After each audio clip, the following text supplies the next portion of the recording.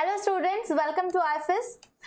सो आज के सेशन में we are going to discuss the question paper which or the questions which were left from the question paper that we were discussing earlier. Okay, so the question paper that we are discussing is 2020's UGC NET English paper.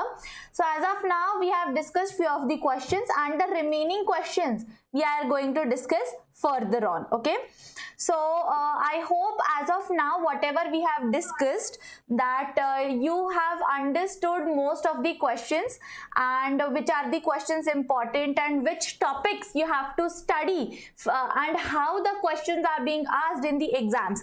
So with the overview you might have understood as of now that the questions are asked mostly from the writers, okay, then from their famous works, and in between the famous works. Okay, so whatever is there in that work, they have asked the dialogues maybe, or famous sentence, famous sayings, or when the work was published, or what was there in the text, what was there in, what is the gist of the whole work, and all such kinds of works are being asked. Okay, so you have to remember whenever you are giving this exam, or when you are at least practicing for UGC NET English questions, you have to remember and you have to understand, analyze the questions in this manner. Okay, so that it will be easier for you to give the answers, and then you will at least understand that yes, this topic I am very well versed with this topic, and yes, this topic I don't know this topic very well, so I have to study for this. So for example, let's say if we are talking about Charles Dickens, then some poems or some work by Charles Dickens you might know, but they might also ask you from some other works, so maybe from Charlotte Bronte, then they might ask you the pen name of her. Okay, so then pen name, or who are these Bronte sisters, what are the names of all the three sisters, what are the pen names of all the three sisters. So this is something that you should remember. So you should be well versed with each and every topic, and not only just the topic or the literature part or the age, but you should know all these writers. You should be able to classify these writers according to their ages, according to their literary form, or from which literary background they belong to, whether the writer is American, whether the writer is British, whether the writer is considered into maybe theoretical criticism, or he is from the some other part. Okay, so or post-colonial. So you should know all these background about that writer. You should be able to classify them according to their. So let's consider that now Shakespeare is from the Elizabethan age, but so now you know that Shakespeare is from the Elizabethan age and he is Britisher. So that's the second thing. So now what you know about Shakespeare, that he is from the British literature, and from the British literature, if we classify it further, you will also understand that yes, he is from the Elizabethan age. Okay, so this is the difference you should know and you should remember. So you have to follow. So for example, John Milton or John Donne. So these are the metaphysical poets. So you should know all these things about these writers, about these poets. Okay, so so with this, let's understand few of the questions. Let's understand what are the answers of those questions, and let also understand that how that answer is correct for the question. Okay, so let's begin.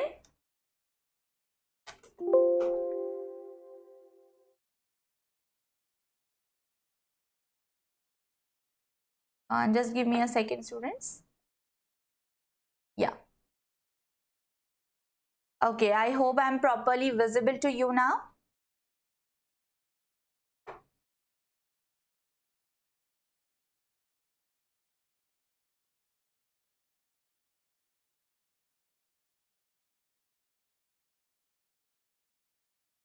Okay, there is some network issue from my end. Just give me a minute to solve it.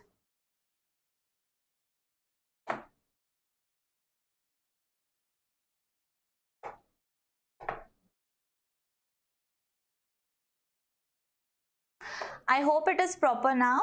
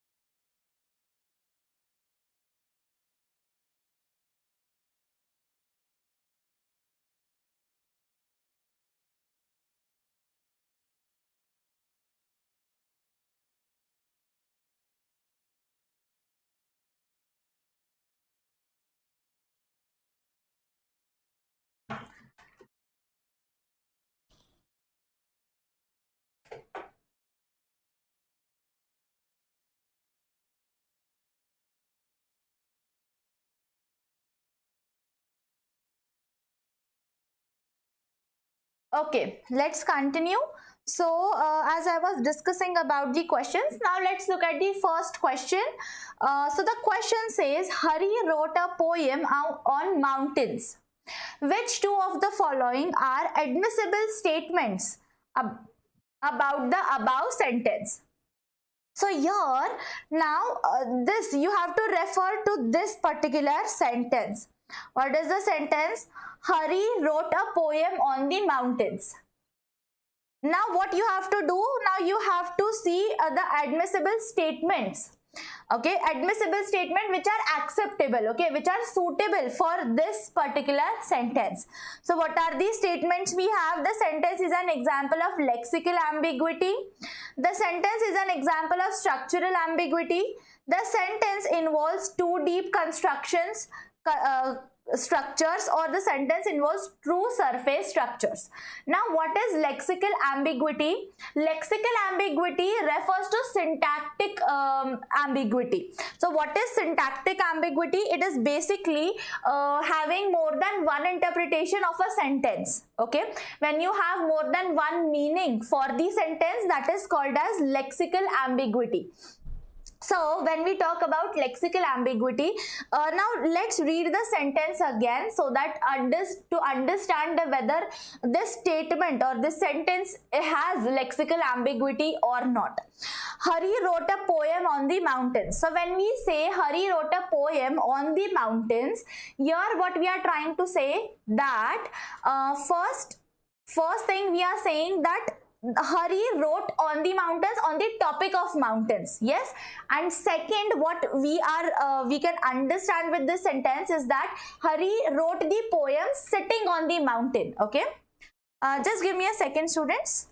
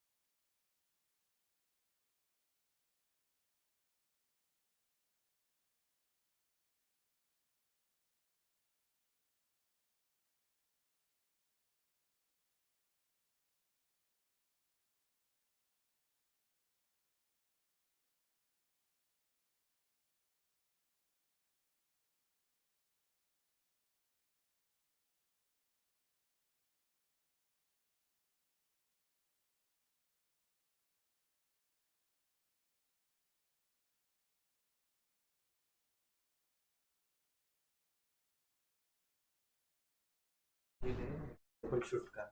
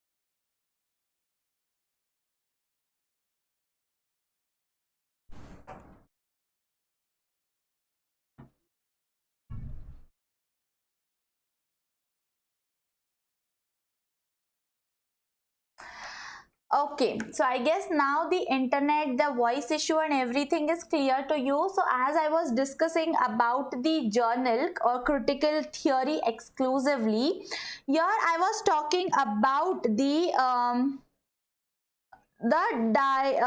diacritic journal. Okay, so this is the journal which talks about the critical theory exclusively. Now let's look at the next question. So which one of the following best explains the term paralanguage? So what do we mean by paralanguage? So basically paralanguage is non-lexical component of communication.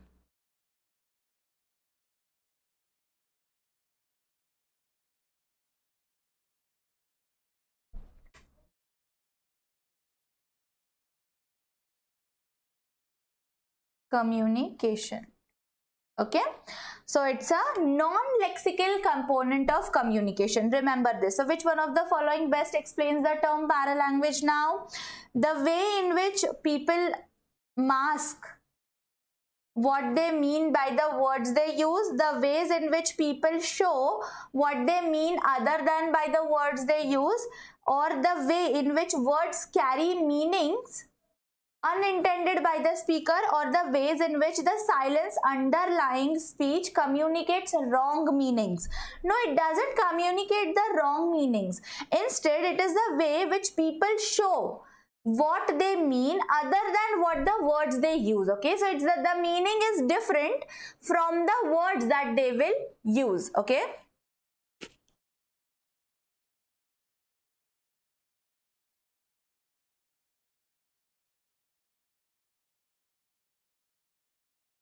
Let's look at the next question now. What is our next question? Says that match the list 1 with the list 2. Okay, so what is our list 1? These are the terms, and then there are the theorists who coined these terms. So we have to find out that which are the theorists and which terms they coined for here. Okay, so which are the terms? First one is super leader. Who coined this term as super leader? It was the Michel Riffater. Okay, so who coined this term as? Then biopower. So who coined this term biopower? It's the Michel Foucault who coined the term biopower. Then bricolage. Who coined the term bricolage? It's the Claude Lévi-Strauss who coined the term bricolage. And chronotope. Who coined the term chronotope? It's the Mikhail Bakhtin who coined this term as chronotope. So when you will read the essays, when you will read the famous works of Mikhail Bakhtin, or the famous works of let's say Michel Foucault, or about the Laude, Levi-Strauss, then you will understand that from which work, from which essay they have in which essay they have coined this particular term. Okay, what is the context behind this word or this term? So now 1:3. So A:3, which, okay, so 1 and 2 gives us A:3. Then B:1, which gives B:1, option 2. So option 2 is the correct answer. So this is how you have to find out our correct answer. So let's look at the next question. Arrange the following in the chronological order of publications. Now we have to find out when were these published. So first is Advancement of Learning. So when was this published? It was published in 1605. Second is The Origin of Species. So The Origin of Species was published in 1859 by Charles Darwin.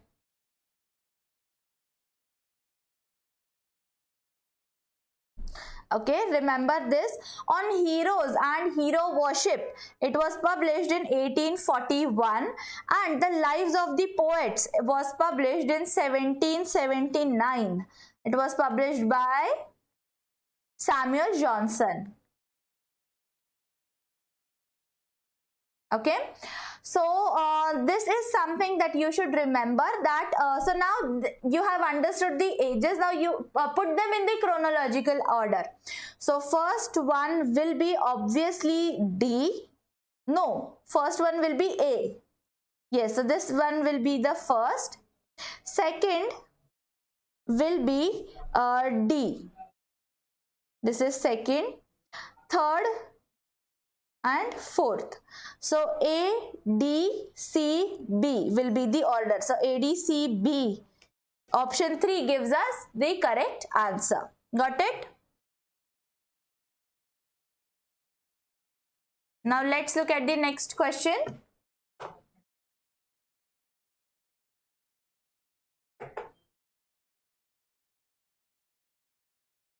I know there is a lot of disturbance today. I don't know why the internet is not working properly actually.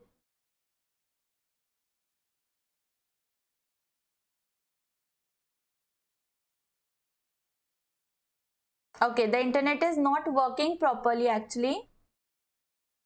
But anyways, so we will not continue the topic further. Just let's discuss 2-3 more questions and then we will end the session for today. So the next question says, to which mythological character is Faustus compared in the prologue of Dr. Faustus? So in the prologue of Dr. Faustus, which mythological character he compared? So it is the Icarus. He compared the character of Faustus with the Icarus. Okay. Now let's look at the next question. According to his essay Civil Disobedience, what two things did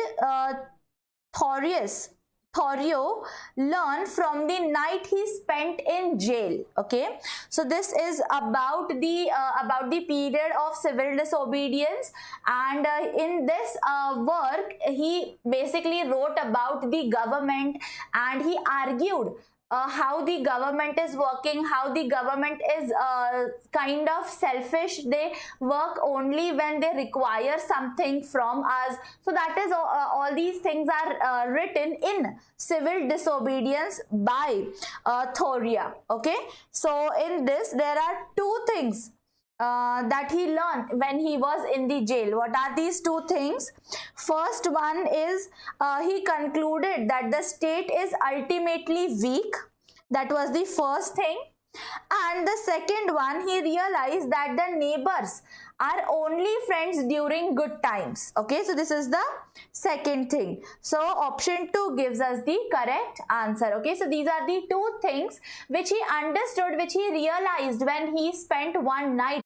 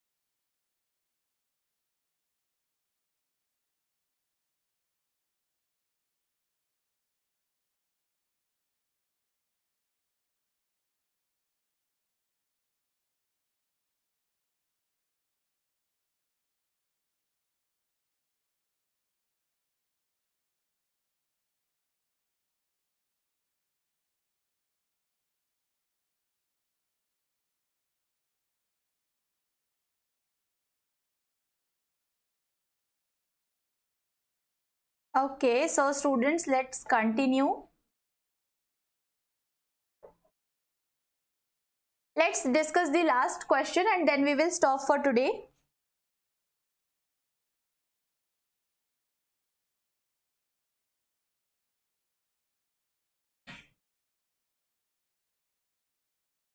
Okay, so which two of the following statements are applicable to meta language? What is meta language?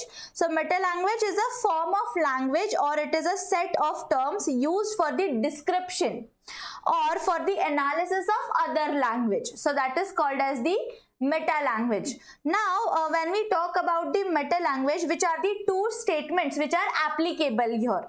So first statement which is applicable is a technical language which describes the properties of language. Yes, definitely true. And the second is a second order language. So it is called as the second order language because, as we discussed, it is used to describe the other language. Yes, it is to analyze the other language. So that is why, yes, so A and D are the correct answers. So option B will be the correct option. Understood? So this is how you have to give the answer. So here we have lot of network issue right now, so we will just end the session for today and we will continue the session tomorrow. So please be present tomorrow at the same time and we will discuss the remaining questions in the next session. Okay, and till the time we meet next, happy learning.